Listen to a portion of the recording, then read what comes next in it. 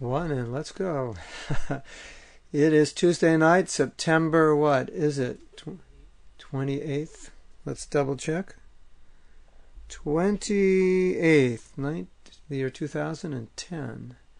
And all is well in Alachua. And tonight we have an interesting topic. Of course, we're going to stay on topic. We've been talking about the mind. But something interesting has come up. And I want to present this to you tonight. So you're fortunate if you're listening. And I want to welcome Bhakti and Carol, who lives eternally on Christian.com chat. And Bhakti Edgar, who was with us last week.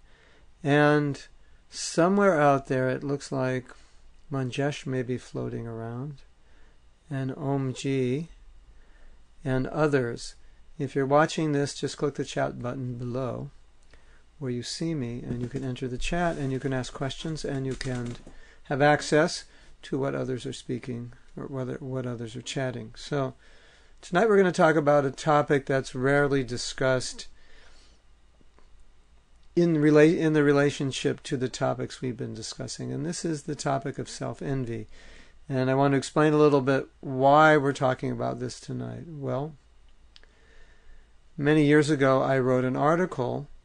And the title of that article, it was a newsletter, not an article. I write newsletters. And devotees subscribe to my newsletters. And if you'd like to subscribe, you can go to www.tstrain.com and subscribe to the newsletter. You also, if you click on newsletters, have access to those newsletters. So, welcome Birani and Spiritual Sky. So this newsletter was called Killer of the Soul. And in this newsletter, I was making the premise, or I was basing the article around the premise, that there are ways in which we act which exhibit a form of envy for our own self. If we act detrimentally towards our spiritual progress, then it's a form of self-envy or self-hatred. Now, I decided I would take all these articles and put them into a book. And a couple of years ago I had the book lightly edited, but I felt it needed more editing, so I found out a god sister of mine does editing, and I asked her to edit it. And so in editing this chapter, she questioned this concept of self-envy, or being envious of oneself. And she said that the application that, she said, Prabhupada doesn't use this. And then I said, well, he does use it.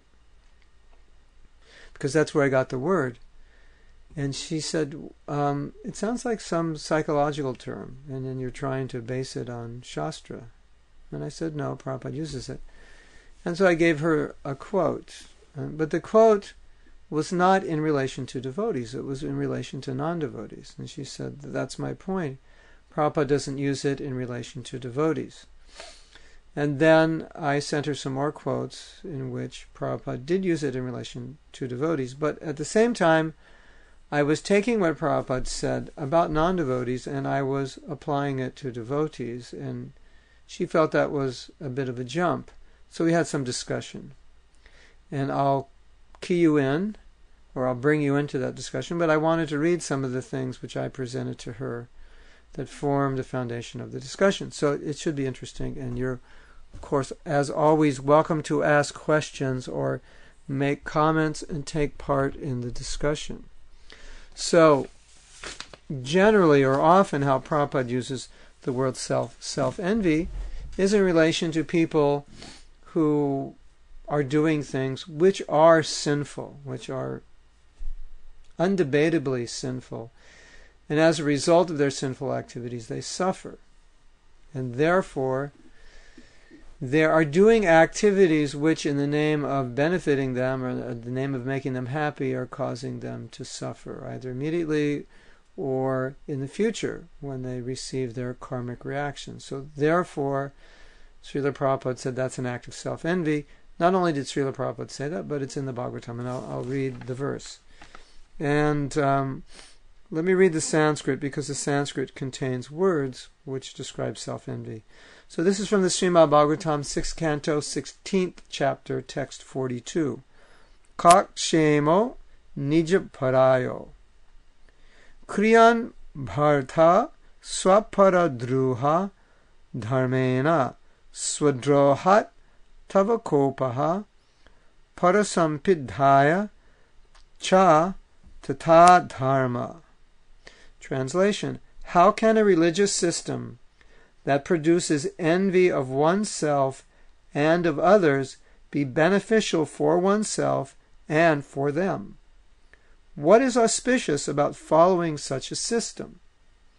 What is actually to be gained by causing pain to one's own self due to self-envy, and by causing pain to others one arouses your anger, capital U, your anger, and practices irreligion. So twice in this verse the concept of envy of oneself is presented. And in the Sanskrit, first we find swapada druha. And Prabhupada translates this as which is envious of the performer and of others. In other words, the one who's doing the animal sacrifice and the animals that are being sacrificed. It's a form of envy of the animals to kill them, and an envy of oneself to perform the sacrifice because one will suffer. Then Prabhupada uses the word swadrohat. And swadrohat means from being envious of one's own self. So twice he uses this in relation to animal sacrifice. So let's read the purport, get some further details on this. Any religious system but the process of Bhagavad Dharma, service as an eternal servant of the Supreme Personality of Godhead, is a system of envy of one's own self and of others. That's very heavy. Any system of religion other than the process of Bhagavad Dharma is a system of religion, or it's a system of envy of one's own self and others. Why is Prabhupada saying that? Let's read. For example, there are many systems of religion in which animal sacrifices are recommended. Such animal sacrifices are inauspicious both for the performer and for the animal. Although one is sometimes permitted to sacrifice an animal before the goddess Kali and eat it instead of purchasing meat from a slaughterhouse, permission to eat after a sacrifice in the presence of the goddess Kali is not the order of the Supreme Personality of Godhead. It is simply a concession for the miserable person who will not give up eating meat. It is meant to restrict his desire for unrestricted meat eating. Such a religious system is condemned. Therefore, Krishna says, Sarva dharman paritaja mamekam sharanam braja. Give up all other duties and surrender unto me. That is the last word in religion. So, again, the point, you commit a sinful activity in the name of religion, even not in the name of religion, but here Prabhupada is referring to a religious system in which sinful activities are not only permitted but encouraged in the name of religion, then this is a manifestation of envy of one's own self. Let's see what else Prabhupada says here. So we've already got the word self, envy of oneself, twice in the word meanings, once in the verse, or twice in the verse, and now once in the purport. And again we're going to read another time in the purport. So Prabhupada is quoting Bhagavad Gita. Bewildered by false ego, strength, pride, lust, and anger, the demon becomes envious of the Supreme Personality of Godhead, who is situated in his own body and in the bodies of others, and blasphemes against the real religion. Continuing Bhagavad Gita, those who are envious and mischievous, who are the lowest among men, are cast by me into the ocean of material existence, into various demoniac species of life. Unquote. These persons are condemned by the Supreme Personality of Godhead, as indicated by the words Tava Kopaha. A person who commits murder is envious of himself, and also the person he has killed, for the result of committing murder is that he will be arrested and hanged. If one transgresses the laws of man-made government, he may escape being killed, by the state, but no one can escape the laws of God. A killer of any animal must be killed in his next life by the same animal. This is the law of nature. One must follow the instructions of the Supreme Lord. Sarva dhamma parityaja mamekam sharanam braja. If one follows any other system of religion, he is subject to punishment by the Supreme Personality of Godhead in many different ways. Therefore, if one follows a concocted system of religion, he is envious not only of others but of himself. Consequently, his system of religion is useless. So there's a lot of emphasis there on being envious of oneself. Again, as this devotee pointed out, this does not refer to devotees. This distinctly refers to non-devotees who kill animals or who may kill others in the name of religion. So let's read something else Prabhupada said about this, which this definitely does not refer to devotees. That's a fact.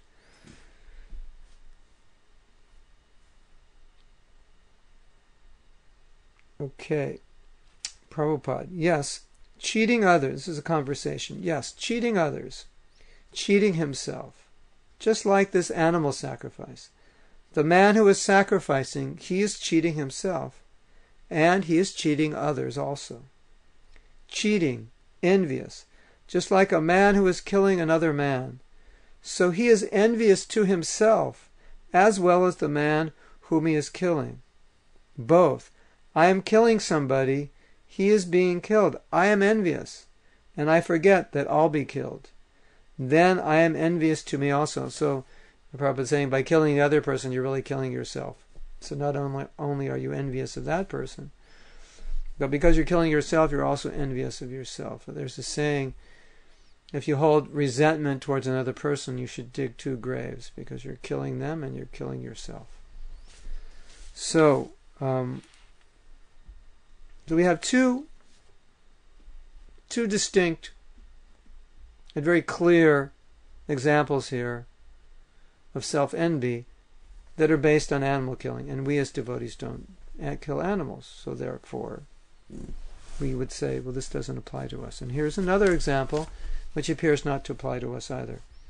Srila Prabhupada was asked the following question. In your books, you mention that if one does not take the time to understand how his activities are producing his next life, then one actually becomes envious of his own self. Can you further explain that? Prabhupada replied, yes.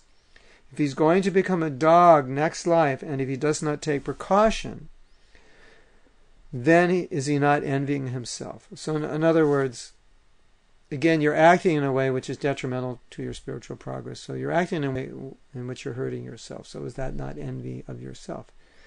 So yes, that is envy of oneself. But again, this devotee made the point and said, well, this doesn't apply to us because we're not acting in a way in which we are offending ourselves. In this example, what's this example? We're not acting in a way in which we're going to become a dog in our next life. Hopefully you're not acting that way. Hopefully all of you out there are not acting in a way in which you could become a dog in your next life. Hopefully you're acting in a way in which you'll be a devotee in your next life. So she was making the assumption that we're all acting in devotional service, so that doesn't apply to us either. So now let's read another verse. This is from the 4th canto, verse 20, chapter 23, text 28. If you have the Bhagavatam available, you can go to these verses, or you can actually go on Krishna.com. This is 4:23:28, and I'm going to read the Sanskrit again because then we can see how Prabhupada uses again the word envious of oneself, but in a different grammatical conjunction or context, not context, but a different similar words. I'm not a Sanskrit scholar. Excuse me. But similar. So the verse is Savanchito patatmadruk kachena mahata bhuvi labdva pavagyam manusham vishayeshu visajyate. I'll read the translation, then we'll go back to the word meanings. Any person who engages himself within this material world in performing activities that necessitate great struggle, and who, after obtaining a human form of life, which is a chance to attain liberation from miseries, undertakes the difficult tasks of fruitive activities, must be considered to be cheated and envious of his own self. So now here we have the example of a person engaged in material activities. And material activities means struggle. So the verse says, one is struggling to be happy, struggling against the laws of nature. In other words, someone who's not engaged in devotional service. In the Sanskrit, we have the words Atmadruk, which Prabhupada translates as envious of himself. Again, the devotee said, well, this doesn't describe devotees, because devotees are not struggling within the material world. Which I debated, but we'll come back to that. Another verse. If you have any questions, ask, comments, make them. I'm going to read another verse. This is from the 9th canto, 4th chapter, text 69, if you want to follow that, if you have your books there.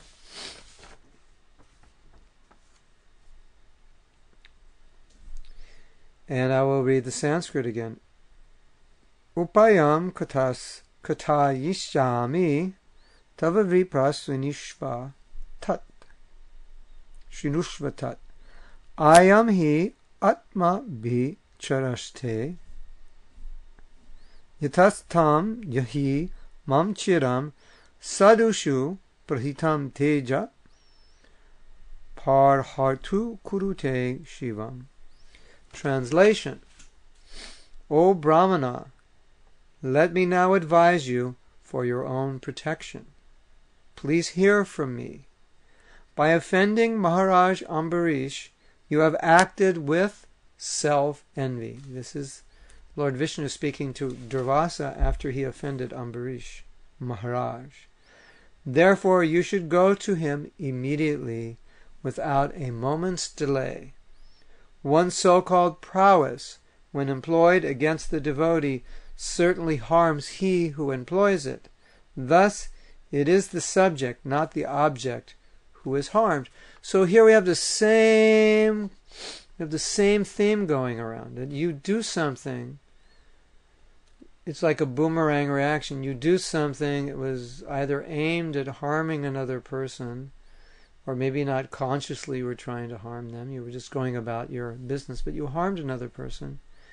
And that it harms you, and therefore it's an act of, considered by Shastra and by Srila Prabhupada, as an act of self-envy. So let's read the purport. Now this certainly brings it more home than animal sacrifice, because we can offend devotees, because devotees are who we associate with or live with, we hang out with. So we don't like all of them, and we may become upset with them, we may offend them. And so by harming them, we're actually harming ourselves.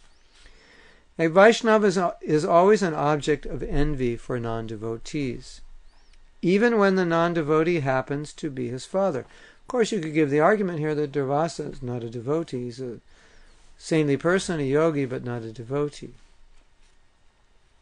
But sometimes we are not devotees, even though we dress like devotees or call ourselves devotees. Sometimes we don't act like devotees. That's the point I'm getting to. To give a practical example, Hiranyakashipu was envious of Prahlad Maharaj, but the envy of the devotee was harmful to Hiranyakashipu, not to Prahlad. Let me read that again. To give a practical example, Hiranyakashipu was envious of Prahlad Maharaj, but this envy of the devotee was harmful to Hiranyakashipu. In other words, it didn't hurt Prahlad, not to Prahlad, it hurt Hiranyakashipu. So Hiranyakashipu was trying to hurt Prahlad. It didn't hurt him, but Hiranyakashipu was hurt by it. I'm a little slow there. I got it now. Okay. Every action taken by Hiranyakashipu against his son Prahlad Maharaj was taken very seriously by the Supreme Personality of Godhead. And thus when Hiranyakashipu was on the verge of killing Prahlad, the Lord personally appeared and killed Hiranyakashipu. Service to a Vaishnava gradually accumulates and becomes an asset for the devotees. Similarly, Harmful activities directed against the devotee gradually become the ultimate cause of the performer's fall down. Even such a great Brahmana and mystic yogi as Durvasa was in a most dangerous situation because of his offense at the lotus feet of Ambarish Maharaj, a pure devotee. So now I want to draw some parallels to our life and some conclusions. I made the point that in our own devotional life, we sometimes do things which are not, well, let me look like the least offensive things. Sometimes we don't do things that we could be doing to help advance our spiritual life. Sometimes we're just lazy or influenced by ignorance. Sometimes we don't know what to do. So we could be doing something if we made the effort, if we took the trouble to learn what to do or how to do it better, but we don't. So we could be elevating ourselves more than we are, but we don't bother. We just kind of take the easy way out. Or we don't do anything. Or we stop chanting our rounds. We should be chanting, we don't. Or we should be chanting now, we chant later. We don't. We put it off, and then we put it off to the next day. So we could be doing something. We could be reading the Bhagavatam. We could be listening to class. We're on YouTube looking at all kinds of things that may not be in relation to Krishna. So these are examples, things we could be doing that we don't do. We could even take this to a further, or elaborate on this further, I don't want to say further extreme, but perhaps for some it isn't extreme, and say, we're not chanting well. We could be chanting better, but we're not chanting well. So, in that sense, we could be elevating ourselves, and maybe we're staying in the same position. Maybe we're going down. Maybe our chanting is so offensive it's actually hurting us. So, in some way, that's hurting us. Because we could be, even if it's neutral, it's hurting us relative to what we could be doing. You might say, well, it's not really hurting you. Well, relatively, I would say it is, because relative to where you could be, it is hurting you. You're preventing yourself from being in a better position. But if we take it to another stage, where we're actually doing something which is detrimental to our bhakti. Sometimes we do things that's not really detrimental, it's just not helpful. That's one stage. And I think that's very common for us. And the other stage is we're actually doing something which is detrimental. But even within bhakti, we can be doing something which is detrimental. And then take it further, we could be offending a Vaishnava, which definitely is detrimental. So, if we're doing something in devotional service that we could recognize is not good for our bhakti, is in some way hurting us, it may be gossip, it may be just chanting bad rounds, it may be neglecting to, in a regular way, read Prabhupada's books, or maybe you don't offer your food, or you offer it very quickly, or you're not careful about what you eat. There's things that do affect us negatively. It's not killing animals. It's not offending devotees. It's not considered these gross acts of self-envy. But I made the point that it is an act of self-envy, perhaps not as intense, not as deep, but it is an act of self-envy on some level. And then I found something which Prabhupada said, and that confirms that. In this verse we just read about Ambarish being offended by Durvasa, in the word-for-word meanings, Prabhupada translates the word Atma Abhicharaha as self-envy or envious of yourself. And in parenthesis he says, your mind has become your enemy. So then I said, okay, here's the evidence here. Prabhupada is using the example which we all have heard a million times, and if you've been watching or listening to this show, you've heard it practically every show. It's almost a cliche in ISKCON. The mind can be the friend or the enemy. I heard you all say that from all around the world. The mind can be the friend or the enemy. So Prabhupada now is saying, if the mind acts as the enemy, then we're acting in a way which is envious of our own self. And as we know, the mind often is the enemy, and sometimes we're fluctuating from enemy to friend, enemy to friend. And we have this verse in Bhagavad Gita, where Krishna says, control the lower self by the higher self. So that indicates there's a battle going on. It's like a weight, like in these old-time scales. If you go to India, you see them, right? Put your vegetables here, it goes down. Put your weights here. Okay, that's 2 kilos, right? So sometimes the mind's the enemy, sometimes it's the friend. The enemy is down here on the bottom. Okay, let me lift my hands. Sometimes the enemy is on top, pushes the friend down. So Krishna's saying, control the lower self by the higher self. Don't let the lower self overcome the higher self. So I concluded, therefore, if we're being controlled by the lower self, which would be the mind and senses controlling us, acting in ways which deter us and impede us in bhakti, then we would be acting out of envy of our own self. Now, there is a concept that comes up in the world of psychology, such as self-love, self-esteem, and they say self-esteem often manifests itself in a lack of self-love. So naturally, this devotee was thinking, oh, Mahatma's just talking secular psychology by talking about self-envy, envious of oneself. As I said before, and as I explained to her, that self-envy is not a word that I got from the secular world of psychology. I got it right out of our own books, as we read from the Bhagavatam. But then the opposite side of that, as I just said, would be self-love. Okay. If I'm acting out of self-envy, then I should act out of self-love. And then we could say, well, Prabhupada really never used that word, self-love. But he did say something which I believe is equivalent to self-love. When he said, physician, heal thyself, and that you can't help anybody unless you help yourself. So, in one letter to one devotee who, in my opinion, had the tendency to think about others' welfare above his own, to sacrifice his personal spiritual stability, to sacrifice his personal spiritual sadhana and practice, to give Krishna consciousness to others, Prabhupada wrote to him and said, the highest service, yes, the highest service is to save others, but even higher is to save yourself. Because obviously, if we don't save ourselves, how can we save anybody else? If we're not Krishna conscious, certainly we will have nothing to give others. So in Prabhupada saying, the highest service is to save others, but even higher is to save yourself, in saying that, then he's talking about self-love, self-preservation. Take care of yourself. Give yourself what you need to remain strong in Krishna consciousness. So in that sense, you could say, well, you can't really separate helping others from helping yourself.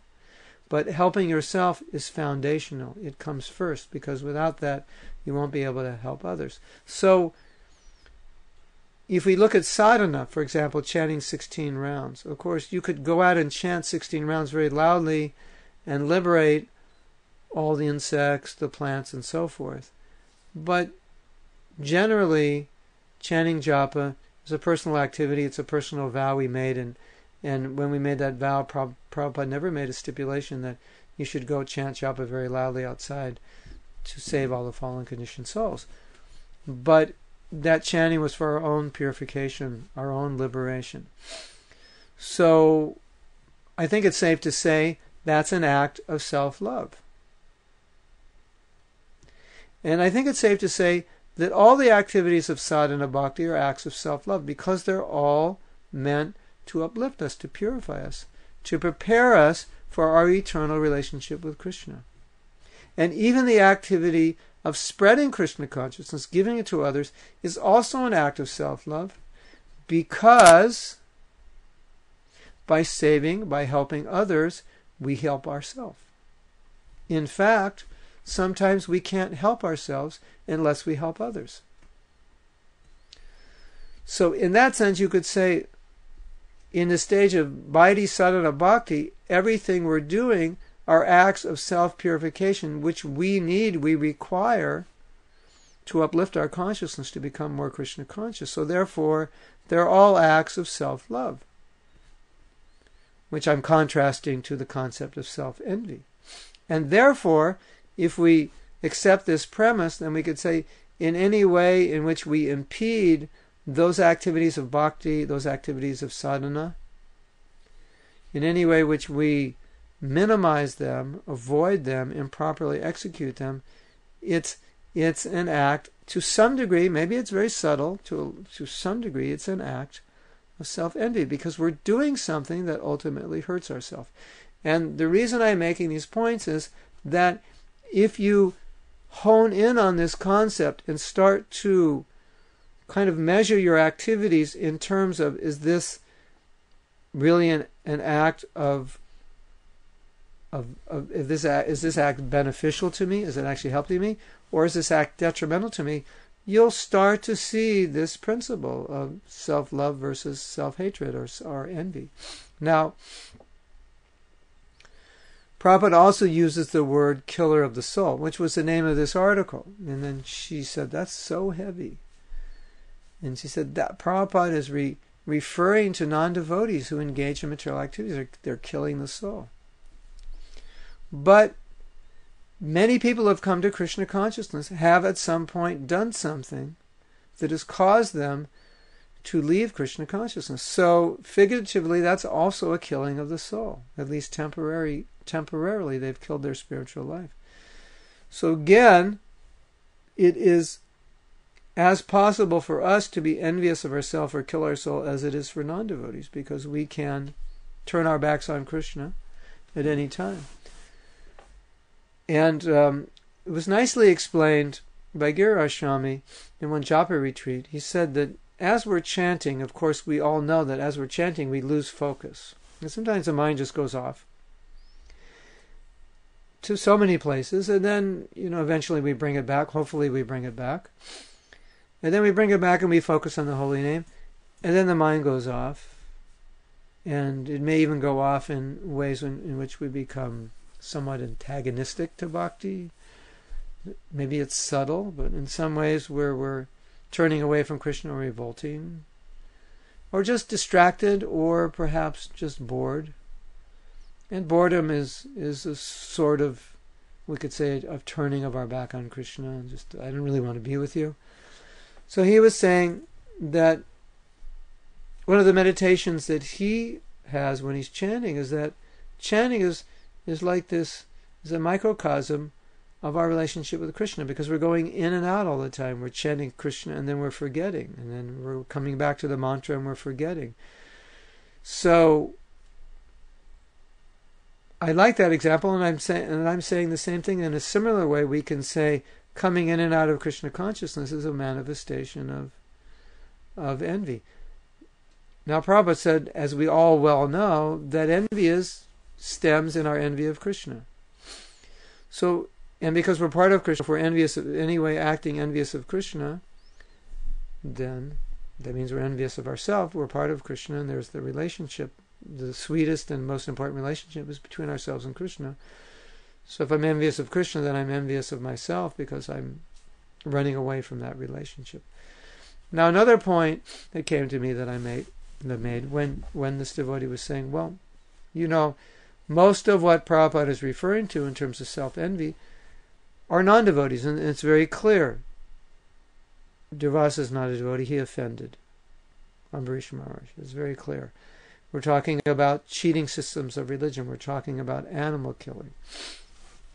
We're talking about things which are clearly non-devotional. But I think it's important to look at how great acharyas see themselves, and you'll see particularly in the songs of Bhaktivinoda, you'll see that he identifies himself with the qualities of materialists. And sometimes it's hard to understand, because you'll read his songs and he'll say things. I'm full of greed, I'm full of lust, I'm the lowest, I'm dishonest, I'm always thinking about material enjoyment and so forth. And you're looking at this and saying that he's such a great devotee, how is that possible?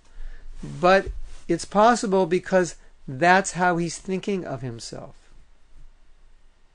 He's thinking, just like Mahaprabhu said, I don't have any love for Krishna. And what's the proof that I don't have love for Krishna? The proof is I'm living. Because if I had love for Krishna, the separation would be so intense that I wouldn't be able to live. Now, do you think that way? Do I think that way? No. We don't refine it to such a point. But when you're so Krishna conscious, you'll see one speck of contamination as something very big. So the pure devotee is saying, of course, Prabhupada said they're also praying for us, so we become humble and we realize that we actually are full of lust, greed, anger, hatred, and so forth. Because if they don't say it, we may not think we are. But still, an elevated devotee will see one speck of contamination and will think, just see, I'm just the lowest of the low. So my point was that within this context of self-envy, that we should see that any lack in ourselves or any action which we perform, which is not where we're at our best, then it's holding us back to some degree from moving forward to the degree that we could. Then we should see. So I'm acting against my own interest. And if I'm acting against my own interest, some level, somewhere in my consciousness, I'm envious of myself. How many times do we tell ourselves, I don't care, I'll do it tomorrow. If it doesn't get done, I don't care. And then we have to confront it tomorrow. And actually we do care because it's causing a problem. I see that as an action of, in some way, self-envy. Like we don't care that we're going to suffer. Or someone may think, I'll do this, so what if I go to jail? But when a person is arrested, definitely he cares if he's going to jail. He'll fight it. So sometimes we get in this place of ignorance where we're acting against our willpower. I know I should do this, but I don't. I know this is bad for me, but I continue to do it. I mean, we do things, we may smoke, drink, or do things that kill ourselves or harm our bodies. Isn't that an act of self-envy? Isn't that an act of self-hatred, ultimately? Even in the name of enjoyment? So that was my point, that anything that we do, which is not uplifting us, bringing us closer to Krishna, must be something that's either keeping us where we are, or removing us to some degree, and therefore it's not in our self-interest to do that. We're not acting out of our best interest, and therefore we're acting to some degree, it may be very minute, some form of self-hatred. And if we see that, if we are in tune with that, it can help us. Because then we'll come to this consciousness that I should do what is beneficial. Even if it's somewhat personally motivated, this will be good for me. Because that's what my guru wants me to do anyway. So it's service to him. Service to my guru. Prabhupada often said, so when people would say, well, what's the best thing I can do for you? He would say, well, love Krishna. Become a pure devotee. So it's service to our guru, it's service to Prabhupada to purify ourselves. So it's not really selfish in that sense. I mean, you could say in a broad sense, yes, it's selfish, but Prabhupada wants us to be selfish in that way, to take care of ourselves. So now, I'm going to look at some of the things I asked you to pitch in, and then I didn't even look at what you were saying. So, okay, where do we start here? Edgar. Manjesh is with us, Hare Krishna, and Edgar is asking, and Prema Sindhu is back, all the way from Ohio. Edgar says, what about declare boldly that my devotee never perishes, Bhagavad Gita 9:31, and paraphrasing Prabhupada here, one who is taken to Krishna conscious is to be regarded as already liberated, even though he may appear to sin from time to time. So I'm confused about how a devotee can be self-envious. And Edgar goes on to say, I was under the impression a pure devotee is perfect even when he appears to sin or stumble. So it's a subjective point of view that the devotee has of himself. And I think I've already answered this question when I explained how, for example, Bhaktivinoda Thakur is praying, I'm the lowest of men, I'm greedy, I'm lusty, I'm always happy when I see others suffer, when I see they enjoy, I become miserable. So he's both acknowledging the mentality that we have and also showing that even on an elevated level of devotional service, one can feel this intense humility to actually think of oneself that way. Now, there's another point, because I'm relating this really to our situation.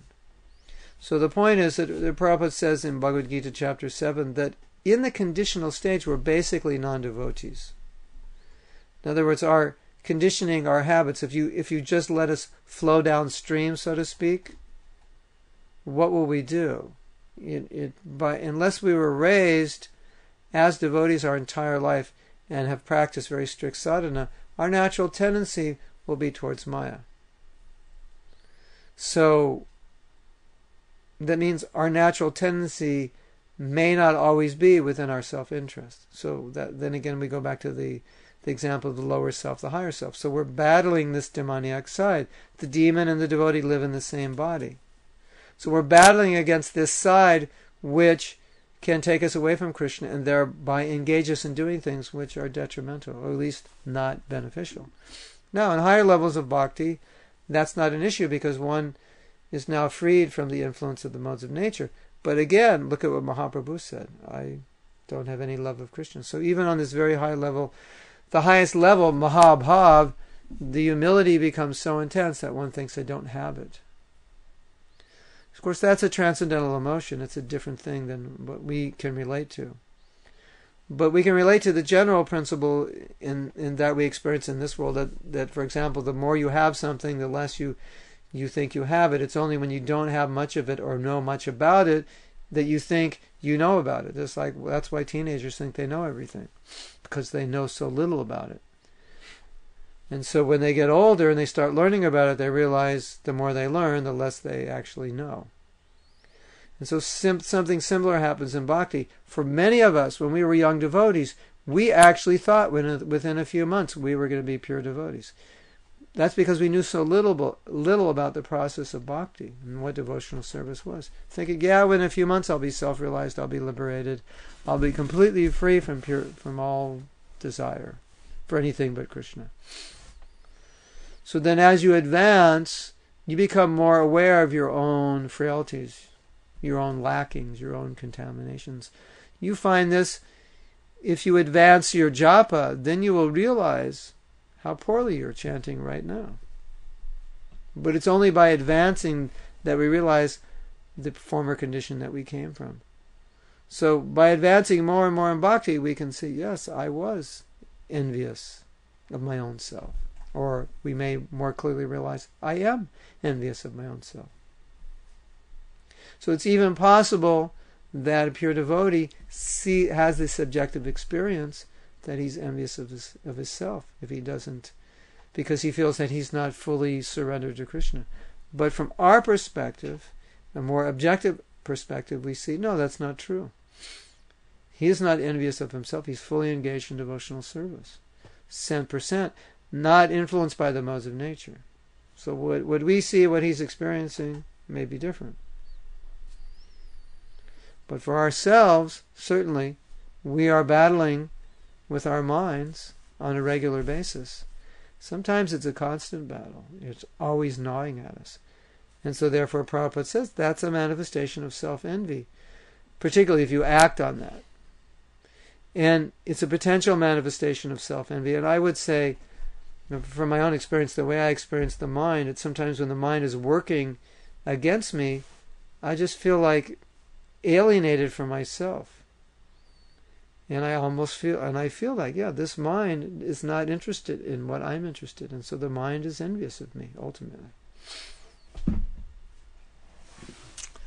So Edgar now asks, so in Krishna's eyes, the pure devotee is perfect, but in the devotee's own eyes, he should acknowledge that he is doing something detrimental to his service. Well, yes, because that's the way you improve. Just like we would glorify Prabhupada.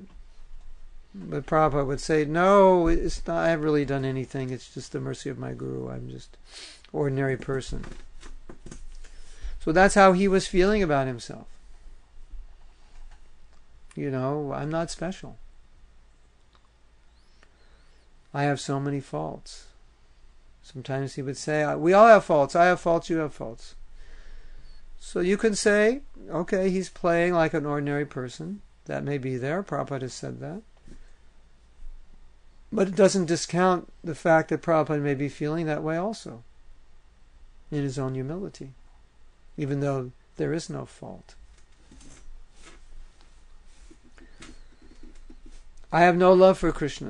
A devotee thinks that way. I have no love for Krishna. A neophyte thinks, I love Krishna. You talk to Christians. Yeah, I love the Lord. I love God. When you actually understand what love is, then you realize you don't. You realize you love your body. You love your mother. You love your husband, wife, and your kids. That's what you love. You love your car. You love your chocolate ice cream. You don't love God. You love God when He gives you stuff. And life is good. So, as you advance, you realize actually you don't have these things. And that's good for us, because that keeps us humble. And if we think we have Him, then we can become proud. Yeah, I'm very advanced. We should never think like that. It's very dangerous. We should think, why am I acting in a way which is detrimental to my own well-being? Why am I listening to this rascal mind who does not have my interest in mind? I never want to act in a way where I would be contributing to my own detriment. I don't want to act in a way which is in any way detrimental to my well-being and my welfare.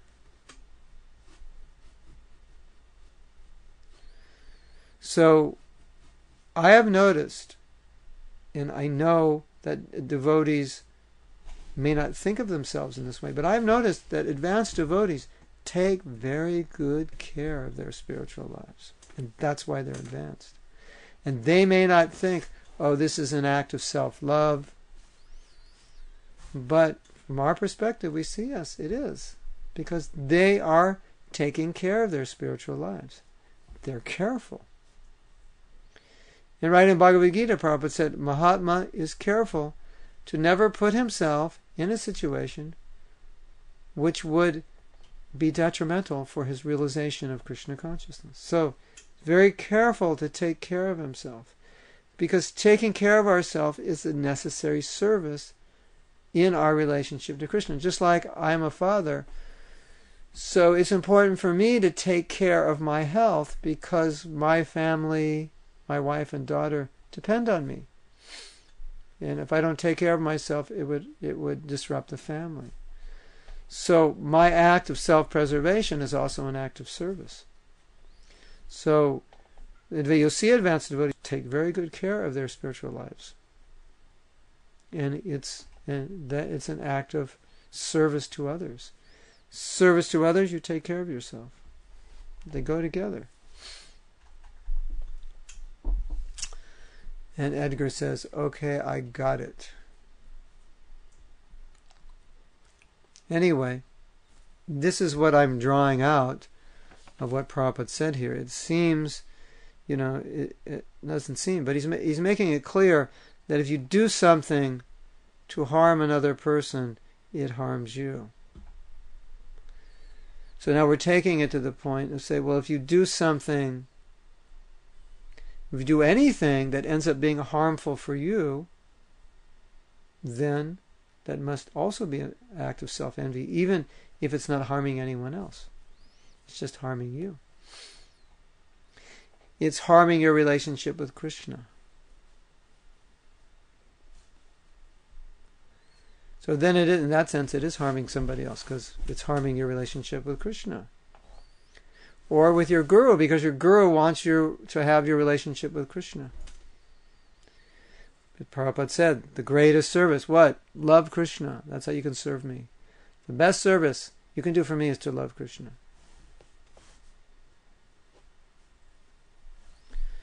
So, try to meditate on this concept. When you can meditate on it, it's really nice to meditate on it when you're chanting japa. Because as you drift away, or as your rounds may become offensive, or on the borderline of being offensive, you can think, okay, this is detrimental to my spiritual progress. And therefore, if I'm not making the effort to chant better, am I not acting out of envy of my own self?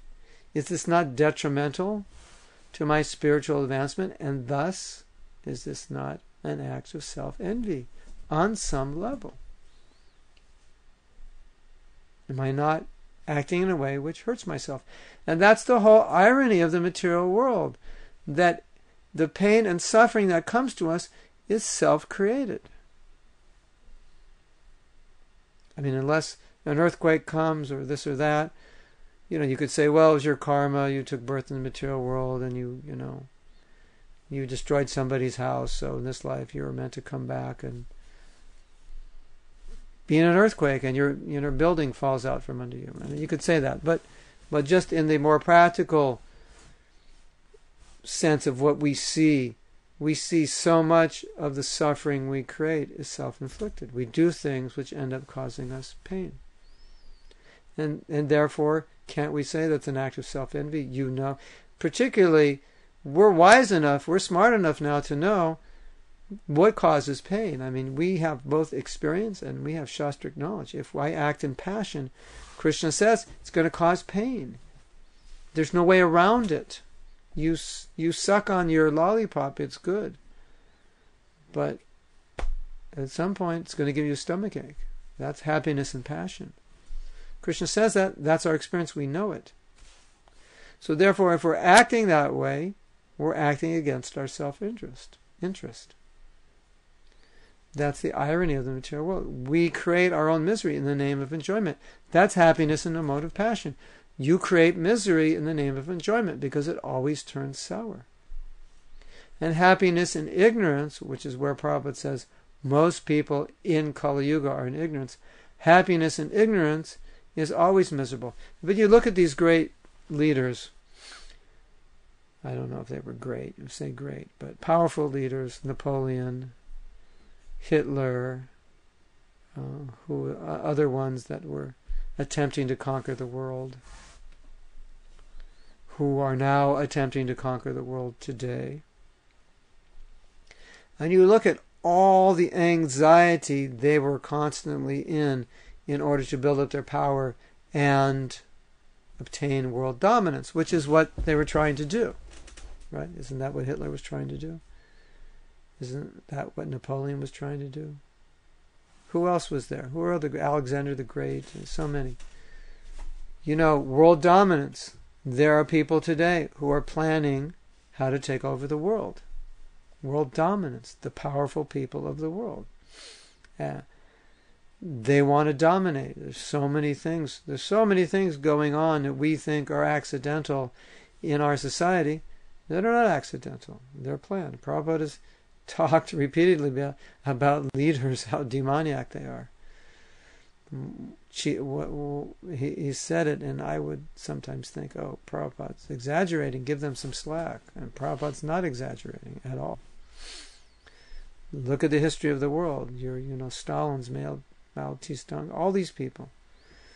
And so you look at their effort to achieve world dominance, it's filled with what? Pain, misery, struggle, get rid of the enemy, strategizing people against them. There's pain all the way through. That's happiness and ignorance. It's just painful. It's always painful. So we know this. This is our experience. We know that if we act in passion or in ignorance, the result is pain. It's detrimental. It hurts us. Not only is it painful, but degrades us. And we know that. So are we not acting out of self-envy? I mean, if you don't know that, you're just stupid and you just do it and think bad luck, like you're in Las Vegas and you're, playing the slot machine. So, well, I had that relationship that turned sour. Let's try this one. Had that job, it turned sour. Let's try this one.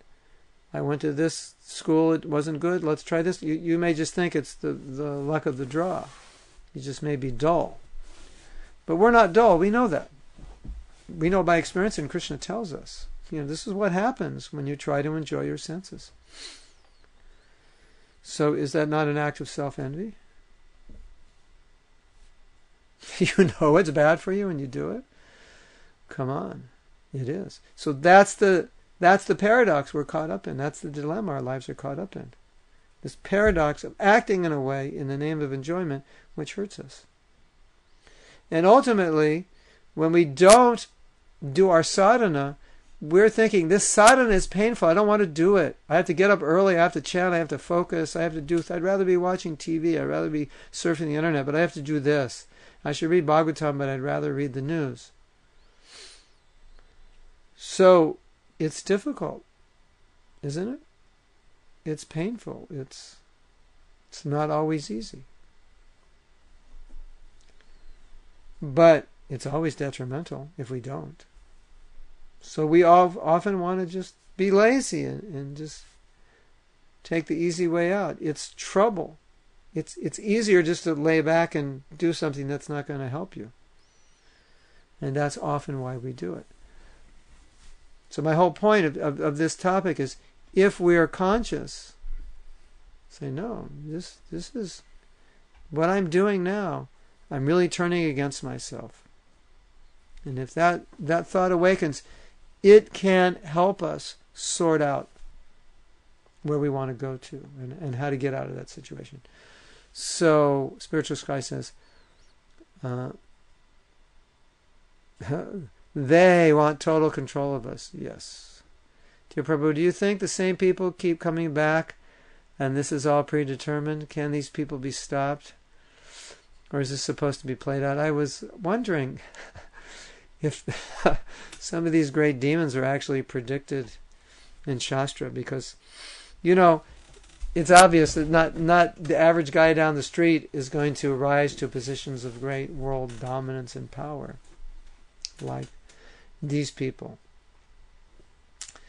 Is there a plan? I mean, I would like to say that there is a plan and everything is under Lord Chaitanya's will, and he takes everyone's karma and he swishes it around in a way that ultimately will make it easier for people to become Krishna conscious and come to Krishna consciousness.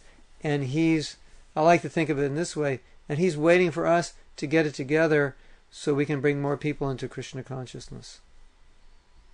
And that whatever happens in the world is part of his plan, and he'll use these people to ultimately help us. Of course, on the other hand, you could pose the argument that these people all have their independent will, independent of what the Krishna consciousness movement does.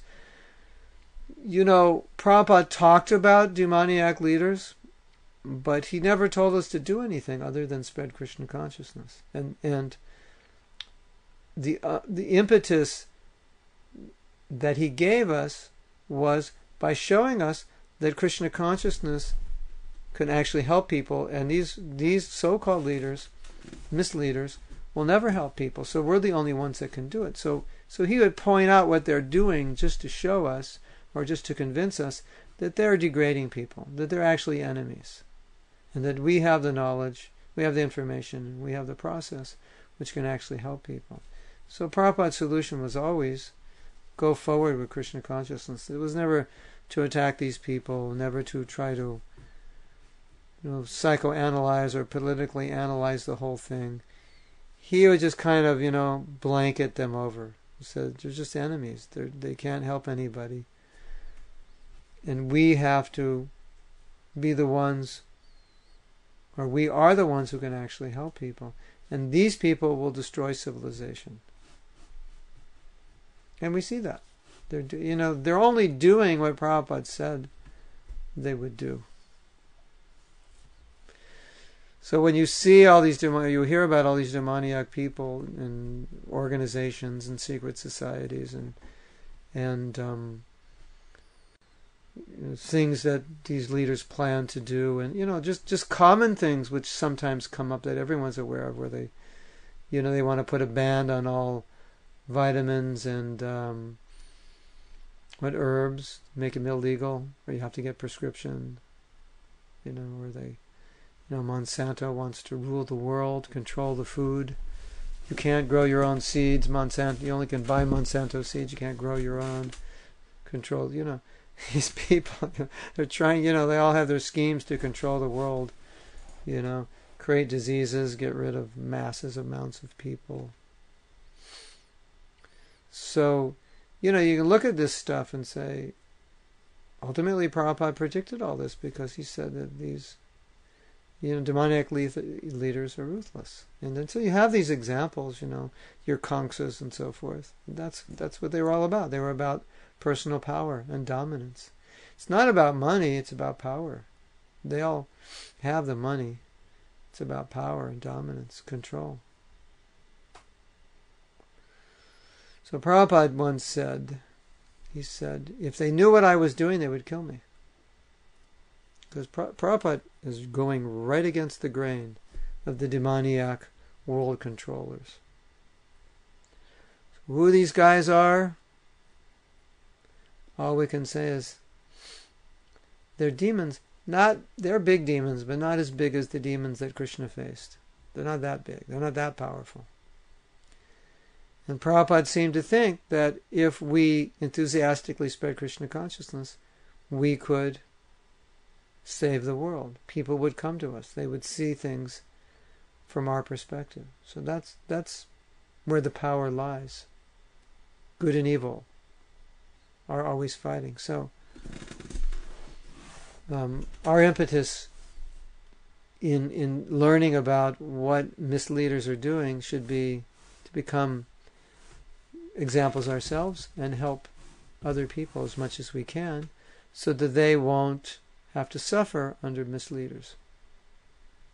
And of course the Bhagavatam says as Kali Yuga progresses, it's going to get worse and worse. Spiritual Sky says, I'm having problems keeping focused on Lord Krishna because they're coming at us from every direction now. Yeah, so it should be an impetus to become more Krishna conscious. Otherwise, you'll just get programmed by the media and programmed. What? Or what are you saying? You're so angry about what they're doing? But the anger, if that's the case, either you're saying one of two things. Either you're just distracted because the media is so powerful, the advertising world is so powerful that they have you going in all directions, or you're saying you're so angry because you know what's going on. But you can direct that anger in a positive way to do something. And of course, Prabhupada's program was always, the real answer is purify the world with prasadam and the holy name and transcendental knowledge. And if you do that, people will have the intelligence to see what's really going on and how much they have been controlled. I mean, so you can direct your hatred and, direct it in a positive way. That you hate these people so much, you want to let the world know how they're being controlled, manipulated, made to think they're free, and how Krishna consciousness is really the solution. It's really the solution. Otherwise, it's like, it's Kali Yuga and it's just endless, and there's so many good people out there who are trying to fight demoniac forces, but they don't all really have good weapons, and the demoniac forces are powerful. So we have to fight it. We have the best weapons, and our weapons are working. Even though it doesn't look like it, but they are. The world is changing. The world is definitely changing. And Prabhupada would say that these changes that we see in the world, bringing more and more people into Sattva Gun and beyond that to the Vishuddha the transcendental platform, it's because of the purity of the holy name as it's being chanted around the world and the distribution of prasadam and transcendental knowledge. So, I think you can use your frustration with these people, your anger towards them, your hatred towards them, or I think you should use it as an impetus for your own spiritual life, and as an impetus to give it Krishna consciousness to others, and make people aware of what's going on. Yeah, it is very bad. It's horrible. And that's why in Vedic society there were Brahmins, because Brahmins would control everybody. Now if things are running rampant, The Vaishyas, not even Kshatriyas, it's Vaishyas. The people who have the money control the world. That's not a good thing. The Brahmins need to control the world, not the people with the money. I just heard this thing. I heard this thing that who was this? The Rothschild in like 1901 in England. He got news that Napoleon was defeated. And he got the news before everyone. So he put out the rumor that Napoleon won the war. As a result, the stock market crashed, right? He bought everything up. He owned England. The government didn't run England. He ran it. He had all the money. Then they found out Napoleon was defeated and the stock market rose. So, those with the money, they controlled. The people with the money funded all the world wars. It was good business. They funded both sides, the Allies and the... What are the other guys called? The Allies and the... What are they called? Now they're called the axis of evil. What were they called in those days? The enemies? Yeah, the axis of evil. Give a dog a bad name and hang it, you know. So we live in a world in which is controlled by Vaishyas, not by Brahmins. You know, if you had some good Kshatriyas, okay, they'd control the Vaishyas. But now it's the Vaishyas rule the world. The guys with the money control. It's the presidents, not the presidents, not the political leaders. It's the guys with the money. That's the way the world works. The axis of evil is our own heart. Yes, that's what we want. The axis of evil. Our own mind, the axis of evil. Okay. So we don't like what these guys are doing. And that's why Prabhupada said we should become self-sufficient. We should have our own farms. So we can get away from this. He said, don't be dependent on these guys. Don't be dependent on their electricity, their water, their food, or anything. So that's the ideal situation for us as devotees. If we live in this society, we're dependent on it, then, we let these guys, throw us around here and there.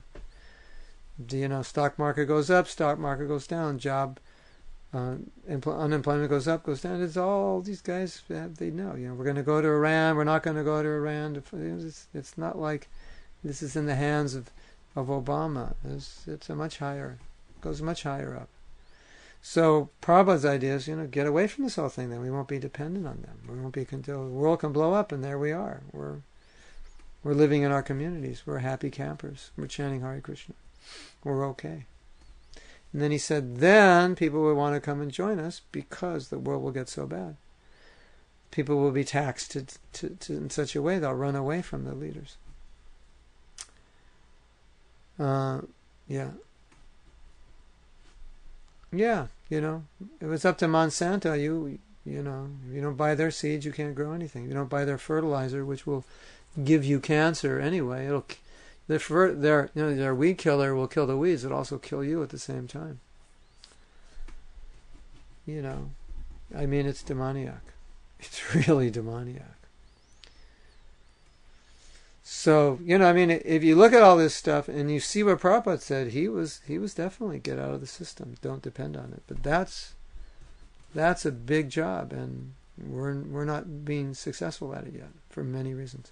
But we'll end here. That's something to think about. And Hare Krishna to all of you. And don't have nightmares tonight. Think of Krishna. He will conquer the demons. He always does. Yatra Yogeshvara Krishna. Wherever there's the master of mystics, Krishna. Yatra Partha Dunundara.